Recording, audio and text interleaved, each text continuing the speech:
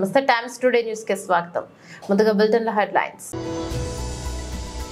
మూసి పారివాక ప్రాంత హైడ్రా బాధితుల వద్దకు బీఆర్ఎస్ ఎమ్మెల్యేల బృందం.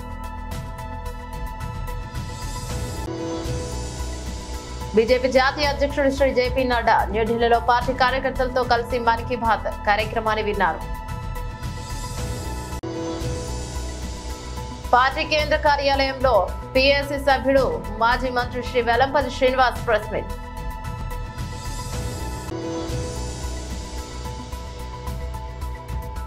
కొనసాగుతున్న దేవర వసూళ్లు. డీటెయిల్స్ చూస్తే హరీష్ రావు సంచలన వ్యాఖ్యలు. రేవంత్ రెడ్డి శుద్ధపూస లెక్క మాట్లాడుతున్నాడు. కొడంగల్లో సీఎం రేవంత్ రెడ్డి ఇల్లు కుంటలో ఉంది. సర్వే నెంబర్ 1138 రెడ్డి కుంటలో సీఎం రేవంత్ రెడ్డి ఇల్లు ఉంది. అతని తమ్ముడి ఇల్లు ఎఫ్టీఎల్లో ఉంది. ముందు మీ ఇల్లు కూల్చుకోండి, తర్వాత పేద ప్రజల దగ్గరికి రండి.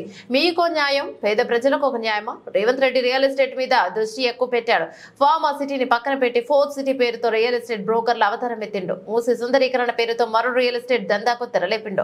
ప్రపంచంలో ఎక్కడా లేనట్టుగా మూసి సుందరీకరణ ప్రాజెక్టు DPRకే 1500 కోట్లు ఖర్చు పెడుతున్నాడు తుగ్లక్ రేవంత్. మాజీ మంత్రి ఎమ్మెల్యే హరీష్ రావు ఇప్పుడు పెద్దలు హరీష్ అన్న మాట్లాడాలని కోరుకుంటున్నాను. కాలాతీతమైంది, నేను ఎక్కువ టైం తీసుకోను. మిత్రులందరూ కూడా మాట్లాడారు.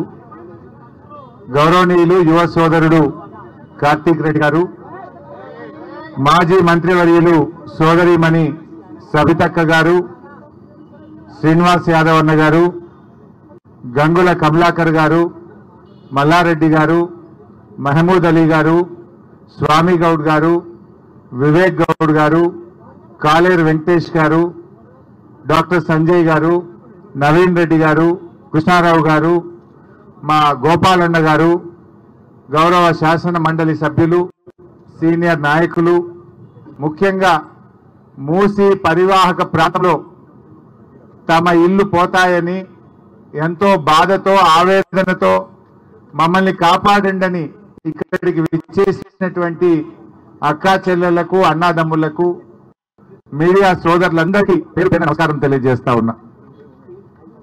ముందుగా మీకు ఒకటే మాట, ధైర్యంగా ఉండండి. ఎవరు ఆత్మవిశ్వాసాన్ని కోల్పోదు. ఎట్టి పరిస్థితుల్లో ఈ ప్రభుత్వం మీ ఇండ్లు ముట్టుకోకుండా అవసరమైతే మేమే ఒక రక్షణ కవచంలాగా గోడగా మేము ఎమ్మెల్యేలం అందరం వచ్చి మీకు నిలబడతాం. బుల్డోజర్ వచ్చినా, ఏ జేసీబీలు వచ్చినా ముందు మమ్మల్ని ఎత్తాలి తప్ప మీ ఇండ్లను ఎత్తనిచ్చే ప్రశ్నే లేదు. ధైర్యంగా ఉండండి. కొంతమంది చెల్లెళ్ళు కొంతమంది మాట్లాడుతూ తమ ఆవేదన వెలుబుచ్చుతా ఉన్నారు. ఎందుకంటే ఇప్పటికే ఈ హైడ్రా పుణ్యమాని 3 ఆత్మహత్య చేసుకున్నారు. 3 ప్రాణాలు పోయినాయి ఇప్పటికే. ఇంకెవరు చనిపోవద్దు దయచేసి. అలాంటి ధైర్యాన్ని కోల్పోయే పని చేయకండి. We are all with you. ఎట్టి పరిస్థితుల్లో మీది న్యాయబద్ధమైన కోరిక. ఇందాక చాలా మంది డాక్యుమెంట్లు తెచ్చిచ్చారు. ఇది ఒక layout, Vishal Nagar colony layout. ఎప్పుడు అప్రూవ్ చేశారు? 1994. అప్పుడున్నది కాంగ్రెస్ ప్రభుత్వమే. 94లో లేఅవుట్ వచ్చింది. తర్వాత వీళ్ళకు మున్సిపల్ ఇంటి అనుమతులు ఉన్నాయి. వీళ్లకు ఎలక్ట్రిసిటీ బిల్లు కడుతున్నారు, వాటర్ ట్యాక్స్ కడుతున్నారు, మున్సిపల్ ట్యాక్స్ కడుతున్నారు. రిజిస్ట్రేషన్ ఆఫీస్లో కొనుక్కుంటే రిజిస్టర్ చేస్తే రిజిస్టర్ డాక్యుమెంట్ ఉంది. దీని మీద బ్యాంకు లోన్లు కూడా ఉన్నాయి. అంటే ఇక్కడ పేదల తప్పెక్కడున్నది?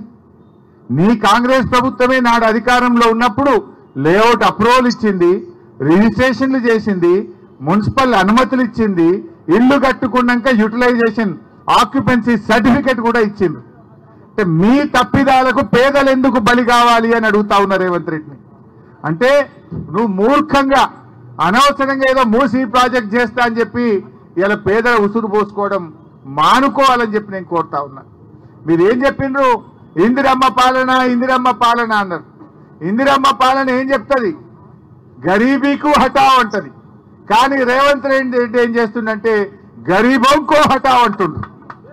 या तुम गरीबी को हटाना चाहते या गरीबों को हटाना चाहते, मैं पूछना चाहता हूं. ये इंदिरम्म पालन అంటే పేదలకు కూడు గుడ్డ నీడిచ్చేది ఇందిరమ్మ పాలన. కానీ నీ ఇందిరమ్మ పాలన పేదల బతుకులు కూల్చే ప్రయత్నం చేస్తా ఉన్నావు, పేదలను ఇబ్బంది పెట్టే ప్రయత్నం చేస్తా ఉన్నావు. ఇలా ఆలోచించాను. కాంగ్రెస్ పార్టీ అంటే హస్తం గుర్తు. హస్తం గుర్తు అంటే మీరు అప్పన్న హస్తం ఇస్తారా, భస్మాసుర హస్తం అవుతారా? బుల్డోజర్కి రాజ్యం ఏంది? రాహుల్ గాంధీ పొద్దుగా లేస్తే టీవీలలో మాట్లాడుతుండు, बुलडोजर राज नहीं चलेगा अंटाడు. फिर तेलंगाना में क्या चल रहा राहुल गांधी? तेलंगाना में आज बुलडोजर का राज चल रहा. एक काम करो, वो आपका हाथ का निशाना निकाल के बुलडोजर का निशाना रख लो. तुम क्या समझ गए? हस्తం గుర్తు చేసి బుల్డోజర్ గుర్తు పెట్టుకో. ఏం పేదలను బుల్డోజర్లు పెట్టి ఇబ్బంది పెట్టారా? పాపం ఆ గర్భిణీ స్త్రీ, అమ్మాయి పేరు మర్చిపోయినా, 9 నెలల నిండు గర్భిణి సరిత అనే అమ్మాయి ఇక్కడికి వచ్చి నెల రోజుల నుంచి నిద్రపోతలేనన్నా, కంటి మీద కురుకు లేదని 9 నెలల గర్భిణి మాట్లాడుతూ ఉంది. నిన్న తెలంగాణ భవన్కి వచ్చి అక్కా చెల్లెలు మాట్లాడుతుంటే నా కళ్ళల్లో నీళ్లు ఆగలే, నీళ్లు కారిపోయినాయి నాకు తెలియకుండానే. నాకు అర్థమైతలేదు, ఈ రేవంత్ రెడ్డిది రాతి గుండెనా ఇంకేమన్నా గుండెనా నాకైతే అర్థమైతలేదు. మీ బాధలు వింటుంటే, మీ కన్నీళ్లు చూస్తుంటే రాతి గుండె కూడా కరిగిపోతుంది. కానీ రేవంత్ రెడ్డి గుండె ఎందుకు జరుగుతలేదో నాకైతే అర్థమైతలేదు. ఆయన ఈ రేవంత్ రెడ్డి ఆయన ఏదో పెద్ద శుద్ధపూస లెక్క మాట్లాడుతుండు. కొడంగల్ల ఆయన కట్టుకున్న ఇల్లే చెప్పుకుంటూ ఉన్నది. రేవంత్ రెడ్డి నువ్వు కట్టుకున్న ఇల్లు రెడ్డి కుంటలో సర్వే నంబర్ 1138లో నీ ఇల్లుంది కదా, ఫస్ట్ నీ ఇల్లు కూడా కొట్టు. నీ ఇల్లే రెడ్డి కుంటలు ఉన్నది, నీ తమ్ముని ఇల్లే FTL ఉన్నది. నీ తమ్మునికో రూలు, నీకో రూలు, గరీబులకు ఒక రూల్ అని నేను అడుగుతా ఉన్నా. ఇదెక్కడ న్యాయం? ఈ పేదలు ఎంతో జీవితకాలం కష్టపడి ఒకరు ఇల్లు కట్టుకుంటారు. ఇందాక ఒక ఇద్దరు పాపం, ఒక అమ్మ మిలిటరీ అని చెప్పింది, సరిత అని, వాళ్ళ భర్త పేరు సుభాష్ ప్రసాద్, మిలిటరీలో పనిచేస్తాడని చెప్పింది. ఇంకొక ఆయన చిరంజీవి కూడా నేను మిలిటరీలో రిటైర్ అయ్యానని వచ్చాడు. అంటే వాళ్ళు పాపం దేశాన్ని కాపాడారు.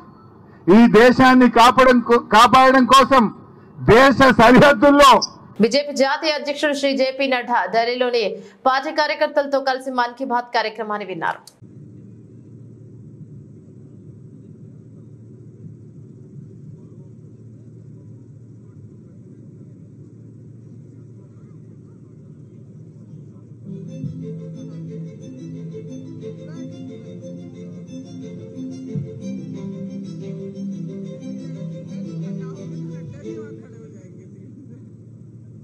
मेरे प्यारे देशवासियों, नमस्कार।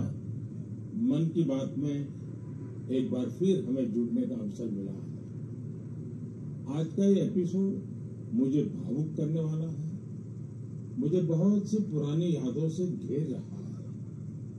कारण ये है कि मन की बात की हमारी इस यात्रा को 10 साल पूरे हो रहे हैं।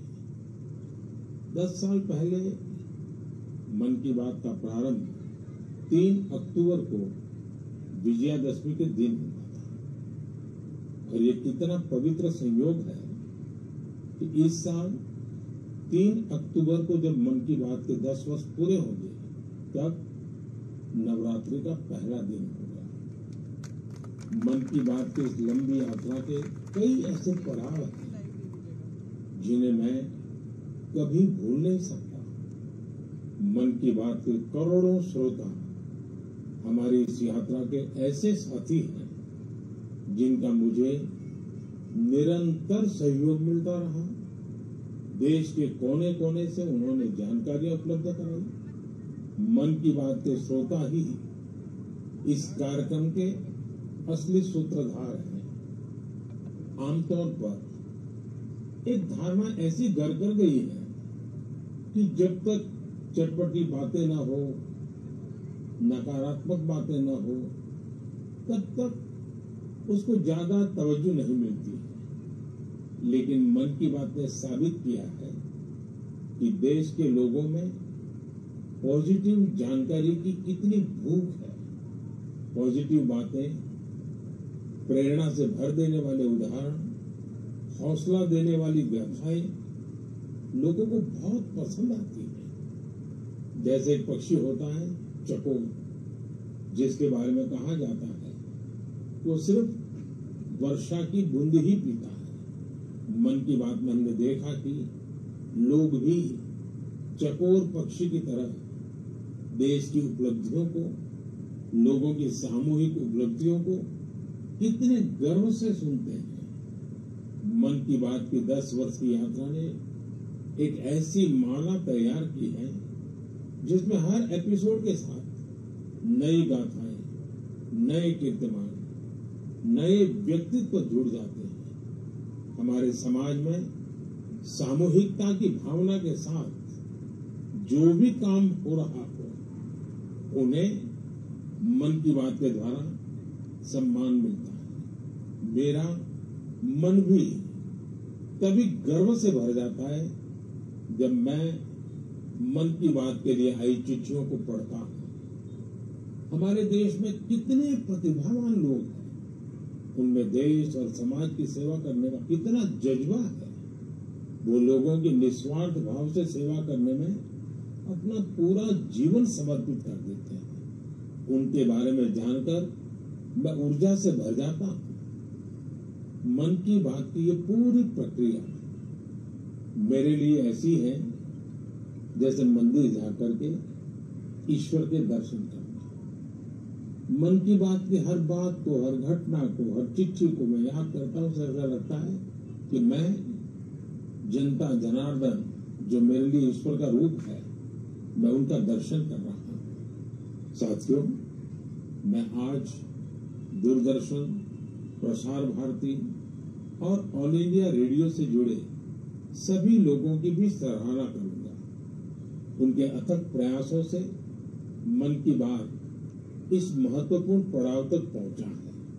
मैं विभिन्न टीवी चैनल्स को, रीजनल टीवी चैनल्स का भी आभारी हूं जिन्होंने लगातार इसे दिखाया है। मन की बात के द्वारा हमने పార్టీ కేంద్ర కార్యాలయంలో పిఎస్సి సభ్యుడు మాజీ మంత్రి శ్రీ వెల్లంపల్లి శ్రీనివాస్ ప్రెస్ మీట్.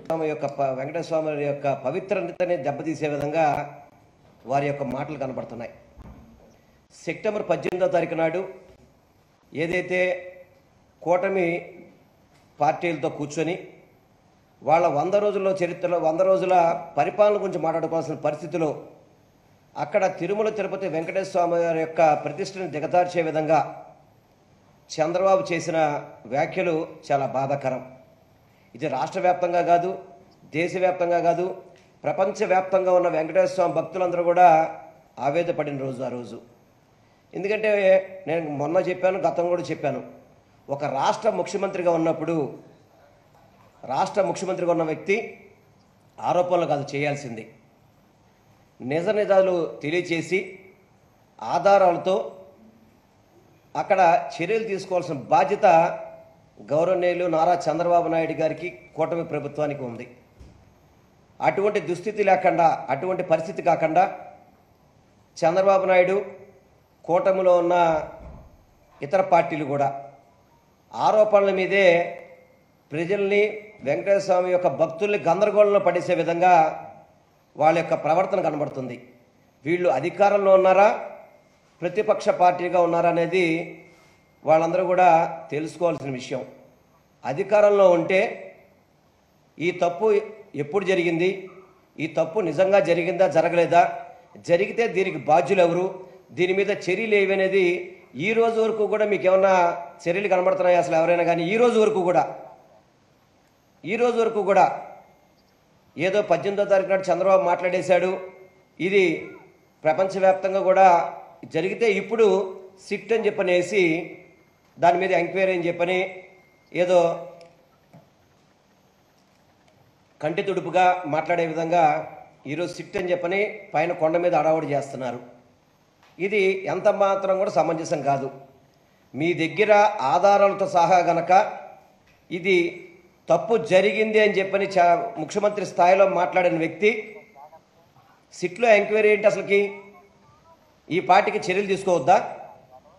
ఎవరైతే బాధ్యులయ్యారో వాళ్ళ మీద అధికారులు కావచ్చు, అదేవిధంగా ఏదైతే ఈ గీ సంస్థ ద్వారా కావచ్చు, వాళ్ళ మీద ఏం చర్యలు తీసుకున్నారు? 2 నెలల తర్వాత వెళ్ళి పోలీసులకు కంప్లైంట్ ఇస్తారా? ఇప్పటిదాకా ఎందుకు అరెస్ట్ చేయలేదు ఆ కంపెనీని? ఆ కంపెనీ తప్పు చేసింది అని చెప్పని మీ దగ్గర ఆధారంతో తేలినప్పుడు ఎందుకు మీరు దాని మీద చర్యలు తీసుకోలేదు ఆ కంపెనీ మీద?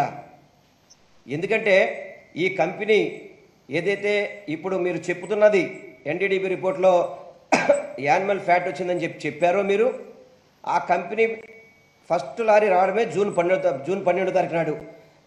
మీరు జూన్ 4న మీరు విజయం సాధిస్తే జూన్ 12న మొట్టమొదటి లారీ వచ్చింది. అది వాస్తవమే కదా? జూన్ 12న, జూన్ 21న, జూన్ 25న, జూలై 4న ఈ లారీలు వచ్చినాయి. ఇవన్నీ కూడా ఈ లారీల్లో మీకు అనుమానం ఉన్నప్పుడు ఎందుకు వాటిని ఎలా చేసి? మీకు ఆల్రెడీ టీటీడీకి ఒక వ్యవస్థ ఉంది.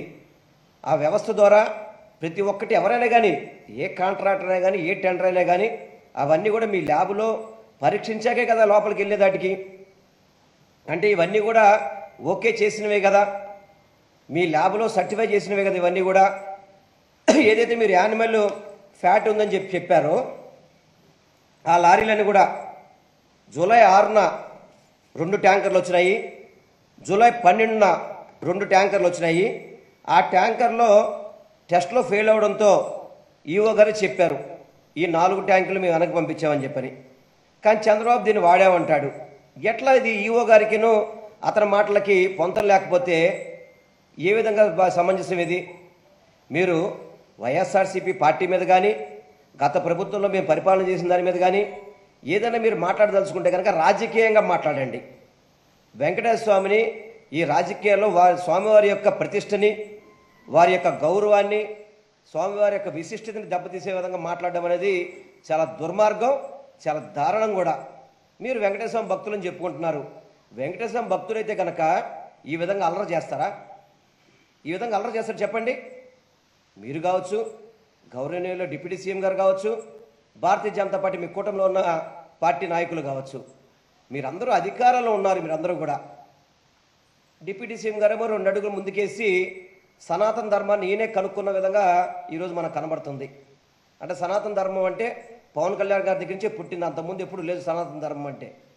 మరి నాకు తెలియదు. మరి మేమందరం కూడా హిందూ మతం ఆచరిస్తాము, మేము అన్ని రకాల స్వామి దీక్షలు చేశాము. మీలాగా మేము దీక్ష చేసుకుని చెప్పులు వేసుకునే పరిస్థితి ఎక్కడ చూడలే. మరి మేము దీక్షలో చెప్పులు వేసుకునే పరిస్థితి చూడలా. సనాతన ధర్మంలో దీక్ష చేసుకుంటే చెప్పులు వేసుకుని తిరగడం అనేది అది మీకు మాత్రమే కనబడుతుంది, గౌరవ డిప్యూటీ సీఎం గారికి. ఇదే దీక్ష అంటే? దీక్ష చేసినప్పుడు సినిమా షూటింగ్లు ఎందుకంటే అసలు నాకు అర్థం కాదు. ఈ 10 రోజులు మీరు దీక్షలు చేసుకోలేరా? అసలు పశ్చాత్తాప దీక్ష ఎవరు చేస్తారండి? అసలుకి ఎవరు చేస్తారు చెప్పండి? తప్పు చేసిన వారు పశ్చాత్తాప దీక్ష చేస్తారు. చంద్రబాబు నాయుడు తప్పు చేశాడు కాబట్టే పవన్ కళ్యాణ్ గారు వెంకటేశ్వర స్వామి మీద తప్పుడు ఆరోపణలు చేసి, ఆ లడ్డూ మీద తప్పుడు ఆరోపణలు చేశారు కాబట్టే గౌరవ డిప్యూటీ సీఎం గారు పశ్చాత్తాప దీక్ష అని చెప్పని వారు చేస్తున్నారు. ఆ దీక్షనైనా కరెక్ట్గా చేస్తున్నారా? చెప్పులేసుకుని చేసే దీక్ష ఏంటంటే నాకు అర్థం కావట్లేదు. మేము కూడా అనేక సార్లు అయ్యప్ప మాల వేసుకున్న వాళ్ళమే, చిన్నప్పటి నుంచి అయ్యప్ప స్వామి దగ్గరికి వెళ్ళాం, అన్ని దేవాలయానికి వెళ్ళిన వాళ్ళమే. కానీ చెప్పులు వేసుకొని దీక్ష చేసుకునే పరిస్థితి మేము ఎక్కడ చూడలేదు. మరి అది మేము చూడలేదు నిజంగా. అది దయచేసి సనాతన ధర్మాన్ని కాపాడే డిప్యూటీ సీఎం గారు, మీరు కూడా సనాతన ధర్మాన్ని కాపాడాలనుకున్నప్పుడు వాటిని ఆచరించే విధంగా మీరు ఉండాలని మాత్రం నేను మనస్ఫూర్తిగా కోరుకుంటున్నాను. అదేవిధంగా చంద్రబాబు నాయుడు ఏదైతే తప్పుడు ఆరోపణలు చేశాడో ఆ తప్పుడు ఆరోపణలు పూర్తిగా ఖండిస్తున్నాం. ఎన్టీఆర్ కొరటాల శివ కాంబినేషన్ లో వచ్చిన మూవీ దేవరా. బాలీవుడ్ నటి జాన్వీ కపూర్ హీరోయిన్ గా నటించిన ఈ మూవీ ఈ నెల 27న ఆడియన్స్ ముందుకు వచ్చింది. విడుదలకు ముందే దేశ విదేశాల్లో మంచి హైప్ క్రియేట్ చేసిన దేవరా ఇక పాజిటివ్ టాక్ తెచ్చుకుంది. తొలి రోజు మంచి వసూలు సాధించిన ఈ సినిమా రెండో రోజు కూడా కలెక్షన్లలో హవా కొనసాగింది. 2 రోజుల్లో తెలుగు రాష్ట్రాల్లో ఏకంగా 70.33 కోట్ల వసూలు చేసిందని చెప్తున్నారు మేకర్స్. రెండో రోజు వసూలను చిత్ర నిర్మాతలు అధికారికంగా ప్రకటించారు. ఆ వివరాలు ఇవి. తొలి రోజు నైజాంలో 6.94 కోట్లు, సీడెన్ లో 3.77 కోట్లు, ఇక వైజాగ్ లో 1.68 కోట్లు, తూర్పు గోదావరి జిల్లాలో 0.86 కోట్లు, పశ్చిమ గోదావరిలో 0.48 కోట్లు, కృష్ణాలో 0.95 కోట్లు, గుంటూరులో 0.92 కోట్లు, నెల్లూరులో 0.62 కోట్లు వసూలు చేసింది. ఇక 2 రోజుల కలెక్షన్లు చూసుకుంటే నైజాంలో 26.26 కోట్లు, సీడెన్ లో 14.17 కోట్లు, వైజాగ్ లో 7.15 కోట్లు, తూర్పు గోదావరిలో 4.88 కోట్లు, పశ్చిమ గోదావరిలో 4.08 కోట్లు, కృష్ణాలో 3.97 కోట్లు, ఇక గుంటూరులో 7.09 కోట్లు కలిపి మొత్తంగా ఇక 70.33 కోట్లు వసూలు చేసింది. మూసి హైదరాబాద్ నిధులకు అండగా బీఆర్ఎస్ మాజీ మంత్రులు హరీష్ రావు, సబితా ఇంద్రారెడ్డి నేతృత్వంలో బీఆర్ఎస్ పార్టీ ఎమ్మెల్సీల బృందం మూసి పరివాహక ప్రాంతాల్లో పర్యటిస్తున్నారు. ఇందులో భాగంగా హైదరాబాద్ లో మూసి బాధితుల ఇండ్లను పరిశీలిస్తున్నారు. బాధితులకు అండగా ఉంటామని భరోసానిస్తున్నారు. ఇక బీఆర్ఎస్ పార్టీ తరఫున న్యాయపరంగా పోరాటం చేస్తామని వెల్లడించారు. రేవంత్ తుగ్లక్ చర్యలకు వ్యతిరేకంగా మూసి బాధితులకు చేపడుతున్న ధర్నాకు మద్దతుగా తెలిపారు.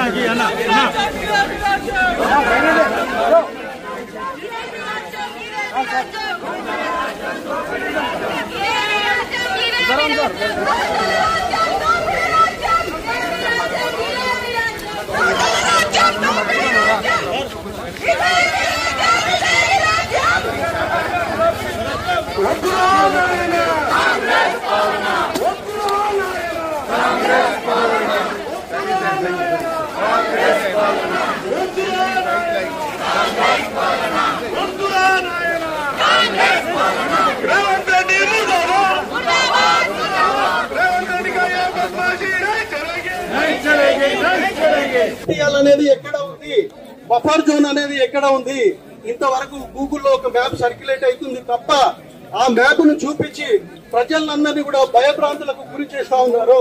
ఇది మంచి పద్ధతి కాదు. మీరు ధైర్యం ఉంటే ముందుకు వచ్చి ప్రజల ముందుకు రండి. మీరు చేయాలనుకున్నది ఏంటో ప్రజలకు చెప్పండి. అంతే తప్ప మీరు ఈ విధంగా ప్రజల్ని భయభ్రాంతులకు గురి చేసి చాలా మంది అండి కష్టపడి, నిన్న కూడా నేను న్యూస్ లో చూశాను, 2035 వరకు 2050 వరకు ఈఎంఐలు ఉన్నాయి. ఒక మనిషి జీవితం ఒకటే ఇల్లు. ఆ ఇల్లును మీరు కూల్ చేస్తానంటే అక్రమం అయితే కూల్ చేయండి, మేమంతా మద్దతుగా ఉంటాము. హెచ్ఎండిఏ లేఅవుట్ అండి ఇది. సాయిరాం నగర్ సంబంధించి హెచ్ఎండిఏ లేఅవుట్ ఇది. హెచ్ఎండిఏ అర్థం తెలుసు కదా గవర్నమెంట్ కి. 30 ఫీట్ల రోడ్లతో విశాలంగా కట్టుకున్నాం మేము ఇల్లులు. ఇది కూడా 93లో అయిన లేఅవుట్ ఇది. ఆ తర్వాత కూడా అన్ని రకాల పర్మిషన్లతోటి లోన్లతోటి దాదాపు 25 సంవత్సరాలు 2 జనరేషన్లు ఇక్కడ కాపురం ఉంటున్నాయి. మీరు ఏదో కాంపన్సేషన్ అంటున్నారు. కాంపన్సేషన్ గురించి మీరు మాట్లాడదలుచుకోలేదు. కాంపన్సేషన్ ఎవరికి కావాలండి? కాంపన్సేషన్ ఎవడనుకుంటున్నారు మిమ్మల్ని? కాంపన్సేషన్ మాకు అవసరం లేదు. అందరు కూడా ప్రైవేట్ ఉద్యోగస్తులు, ఇక్కడ ఉన్న వాళ్ళు కూడా అందరు ప్రైవేట్ ఉద్యోగస్తులు. వాళ్ళకు పెన్షన్ లేదు. కష్టపడి రేపు రిటైర్డ్ అయితే ఎలా బతకాలని చెప్పేసి అందరికి చెప్పేదంటే, ఏ కాలనీ వాళ్ళైనా ఎలాంటి సర్వేలను అనుమతించకండి. మీ కాలనీలో ఎవరు కొత్తగా వచ్చినా కూడా ఎవరిని అనుమతించకండి. ఏ విషయం ఉన్నా, ఎలాంటి విషయం ఉన్నా పార్టీ అండగా ఉంది. పార్టీ యొక్క అనుమతి తీసుకొని, పార్టీ పెద్దల సలహాలు తీసుకొని ముందుకెళ్దాం తప్ప ఎట్టి పరిస్థితుల్లో కూడా మనం జాగాలు ఖాళీ చేసేది లేదు. ఎవడు వచ్చినా ఖబర్దారని ఈ సందర్భంగా మీకు ఒక్కటే చేయలేదు. Thank you very much. Sir మేము మూసి బాధితులం సార్. టీవీ ఆన్ చేస్తే రెడ్ లైన్ అంటారు, బ్లూ లైన్ అంటారు. మాకు ఏమి తెలియదు సార్, ఏ రెడ్ లైన్ ఏ బ్లూ లైన్ తెలియపోతుంది అని సర్వేలో చెప్తున్నారు సార్. మాకున్నది ఒక ఇల్లు సార్, మిగతా ఏమి ఆస్తులు లేవు. ఆ ఒక్క ఇల్లు కోసమే మేమిద్దరం కష్టపడుతున్నాము. మేము ఐటీ జాబ్ వాళ్ళం. మాకు ఎప్పుడు ఉద్యోగాలు ఉంటాయో తెలియదు, ఎప్పుడు వెళ్తాయో కూడా తెలియదు, ఎప్పుడు రిసెషన్ వస్తుందో తెలియదు. కానీ ఏదో ఒక ఇల్లు ఉంటే మా పిల్లలకి మా ఫ్యూచర్ కి బాగుంటుందని. నేను అనంతపూర్ ప్రాపర్ సార్, నాకు హైదరాబాద్ కాదు. అనంతపూర్ నుంచి ఇక్కడ వచ్చి మా జాబ్స్ ఉన్నాయి, మేము ఇక్కడ ఏదో మా పిల్లల ఫ్యూచర్ బాగుంటుందని అక్కడ ఏదో ఆస్తులు అమ్ముకొని ఇక్కడ వచ్చి కొన్నాం సార్. ఇప్పుడు సడన్ గా వచ్చి ఇది మీ ఇల్లు కాదు, మీ ఇల్లు పూజ చేస్తామంటే మేము ఎక్కడ వెళ్ళాలి? మాకు ఏ 2 BHK వద్దు సార్, ఏమి వద్దు. మాకు ఇక్కడ ఆఫీసెస్ దగ్గర, స్కూల్స్ దగ్గర పిల్లలు, మా పిల్లలు సేఫ్ గా ఉన్నాము. ఇన్ని రోజులు ఒక టెన్షన్ లేకుండా నిద్రపోయే వాళ్ళు. ఒక్క నిమిషం కూడా మాకు కరెంట్ పోయేది కాదు. ఇప్పుడు అన్ని కష్టాలే సార్. 9 months నుంచి చాలా కష్టపడుతున్నాం సార్. నిద్రపోవాలంటే భయం వేస్తుంది, లారీ సౌండ్ వస్తే భయం వేస్తుంది. పిల్లలు ఎగ్జామ్స్ ఉన్నాయి, హాఫ్ ఇయర్లీ ఎగ్జామ్ జరుగుతుంది. మా పిల్లలకి ఎలా చదివించుకోవాలో మా కాన్సన్ట్రేషన్ ఇవ్వలేకపోతున్నాం, సరిగా వంట చేయలేకపోతున్నాము. హస్బెండ్స్ కాన్సన్ట్రేట్ చేసి జాబ్ చేయలేకపోతున్నారు. ఆఫీస్కి వెళ్తే ఇంటి దగ్గర వచ్చి ఎవరు మార్క్ వేస్తారో, ఎవరు వచ్చి కూలగొడతారో, చాలా టెన్షన్ గా ఉంది సార్. ప్లీజ్ మా హౌసెస్ ని కాపాడండి సార్. మాకు ఇల్లు తప్ప వేరే ఏమి లేవు సార్. మేమందరం మైనార్టీ వాళ్ళం, అందరము ఏదో చేస్తాడు అని వేసాము, కానీ ఇంత అన్యాయం చేస్తాడని అనుకోలేదు సార్. ఇంత అన్యాయం చేస్తాడని ఎప్పుడు అనుకోలేదు sir. Thank you and thank you BRS party. Thank you so much. Thank you so much BRS party. భారీ వర్షాలతో నేపాల్ వణికిపోతుంది. నదులు ఉప్పొంగి గ్రామాలు పట్టణాలను ముంచొస్తాయి. దేశ రాజధాని కాఠ్మండ్లో పలు కాలనీలు జలమయంగా మారాయి. వరదలు ముంచెత్తడం, కొండ చర్యలు విరిగిపడడంతో 24 గంటల వ్యవధిలోనే 112 మంది ప్రాణాలను కోల్పోయారు. మరో 100 మందికి పైగా గాయపడగా 68 మంది గల్లంతయ్యారు. మృతుల సంఖ్య మరింత పెరగొచ్చని అధికారులు ఆందోళన వ్యక్తం చేస్తున్నారు. శనివారం ఒక్కరోజు నేపాల్లో రికార్డు వర్షపాతం నమోదైంది. గడిచిన 54 ఏళ్లలో ఎన్నడూ కురవనంత వర్షం ఒక్కరోజు కురుస్తుందని అధికారులు చెప్పారు. ఏకంగా 323 మిల్లీమీటర్ల వర్షపాతం నమోదైందన్నారు. ఇక వర్షాల వరదలకు దేశవ్యాప్తంగా 4.12 లక్షల ఇళ్లు ప్రభావితమయ్యాయని వివరించారు. కాఠ్మండు చుట్టుపక్కల ప్రాంతాల్లోని నదులు పొంగి ప్రవహిస్తున్నాయని తెలిపారు. వరదలకు పలు ఇళ్లు కూలిపోగా రహదారులు కొట్టుకుపోయాయని చెప్పారు. వీటికి సంబంధించిన వీడియోలు సోషల్ మీడియాలో వైరల్ గా మారాయి. తిరుమలలో వైకాపా ఆగమనం శ్రీహరికి నిత్యం ఎన్నో కైంకర్యాలను నిర్వహిస్తారు. ఇందులో పలు ఆర్జిత సేవల్లో పాల్గొనే అవకాశం భక్తులకు తిరుమల తిరుపతి దేవస్థానం టిటిడి కల్పిస్తుంది. ఆర్జిత సేవ టికెట్లు పొందిన వారు స్వామివారిని దగ్గర నుంచి కోల్చుకోవచ్చు. ఇక సర్వదర్శనం, దివ్య దర్శనాలతో పాటు నిత్య వ్యాపార పూజల సేవలలో ప్రత్యేకమైన విశేషమైన సేవ ఒకటి ఉంది. అదే ఉదయాస్తమాన సేవ. ఈ సేవ టికెట్ కు ఏకంగా 1.5 కోటి వెచ్చించాల్సి ఉంటుంది. వారంలో 6 రోజులు కోటి ఉండే ఈ టికెట్ ఖరీదు శుక్రవారం మాత్రం 1.5 కోటిగా టీటీడీ నిర్ణయించింది. ఇక ఈ ఉదయాస్తమాన సేవ టికెట్ పొందిన వారు ఉదయం సుప్రభాత సేవ నుంచి రాత్రి ఏకాంత సేవ వరకు శ్రీనివాసుడి సకల వైభోగాలను తిలకించే భాగ్యం కలుగుతుంది. టికెట్ కొనుగోలు చేసిన వారితో పాటు 6 కుటుంబ సభ్యులకు అనుమతి ఉంటుంది. ఏడాదికోసారి స్వామివారి నిత్య సేవలో పాల్గొనే అరుదైన అవకాశం ఈ ఉదయాస్తమాన సేవ. ఈ సేవ టికెట్ ను దక్కించుకుంటే జన్మధన్యమైనట్టేనని భక్తులు అంటున్నారు. 1980లలో ప్రారంభం ఉదయాస్తమాన సేవ టికెట్ ను టీటీడీ 1980లలో భక్తులకు అందుబాటులోకి తీసుకొచ్చింది. పద్మావతి సూపర్ స్పెషాలిటీ ఆసుపత్రి నిర్మాణానికి 1.50 కోటి విరాళాలు అందించే భక్తురాలకు ఈ టికెట్లను కేటాయిస్తూ ధర్మకర్తల మండలి తీర్మానం చేస్తుంది. మధ్యలో కొంతకాలం ఈ టికెట్ల జారీని నిలిపివేసిన టీటీడీ 2021 నుంచి మళ్లీ అందుబాటులో ఉంచింది. ప్రస్తుతం 347 సేవ టికెట్లు అందుబాటులో ఉన్నాయి. హైడ్రా కూల్చివేతలకు వ్యతిరేకంగా చిన్నారులు రోడ్డెక్కారు. చేతుల్లో ప్లకార్డులు, ఫ్లెక్స్లు పట్టుకుని నినాదాలు చేశారు. రేవంత్ రెడ్డి అంకుల్, మా ఇల్లు కూల్చేయొద్దు ప్లీజ్ అంటూ ముఖ్యమంత్రికి విజ్ఞప్తి చేశారు. చిన్నారుల నిరసనకు సంబంధించిన వీడియోలు సోషల్ మీడియాలో ఇప్పుడు వైరల్ గా మారాయి. దీనిపై పలువురు నెటిజన్లు విమర్శలు గుప్పిస్తున్నారు. రేవంత్ రెడ్డి సర్కార్ చివరకు చిన్న పిల్లలు కూడా రోడ్డెక్కేలా చేసిందని మండిపడుతున్నారు. మూసి పారివాక ప్రాంతాల్లో కూల్చివేతలపై బాధితులు తీవ్ర ఆందోళన వ్యక్తం చేస్తున్నారు. పిల్లాపాపలతో రోడ్డు మీదకి వచ్చి నిరసనలు తెలుపుతున్నారు. ఇక ఈ క్రమంలోనే హైదర్ కోటలోని మూసి పారివాక ప్రాంతాల్లో కొంతమంది చిన్నారులు కూడా ఆందోళనలో పాల్గొన్నారు. అక్కడికి వచ్చిన మీడియా ప్రతినిధులతో మాట్లాడుతూ మా పేరెంట్స్ ను చూస్తే బాధ అనిపిస్తోంది వాపోయారు. మా ఇల్లు మాకు కావాలి సీఎం సార్, ప్లీజ్ హెల్ప్ చేయండి అంటూ ఓ చిన్నారి మీడియా ద్వారా ముఖ్యమంత్రిని కోరింది. బులెటిన్ ముగించే ముందు హెడ్లైన్స్ మరోసారి. మూసి పారివాక ప్రాంత హైడ్రా బాధితుల వద్దకు బీఆర్ఎస్ ఎమ్మెల్యేల బృందం. బీజేపీ జాతీయ అధ్యక్షుడు శ్రీ జేపీ నడ్డా న్యూఢిల్లీలో పార్టీ కార్యకర్తలతో కలిసి మన్ కీ బాత్ కార్యక్రమాన్ని విన్నారు. పార్టీ కేంద్ర కార్యాలయంలో పీఎస్సీ సభ్యుడు మాజీ మంత్రి శ్రీ వెల్లంపల్లి శ్రీనివాస్ ప్రెస్ మీట్.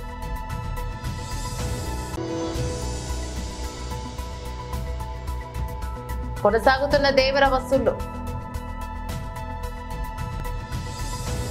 ఇవి బులెటిన్లోని అప్డేట్స్. మరో బులెటిన్లో మళ్ళీ కలుసుకుందాం. అంతవరకు సెలవు. నమస్తే.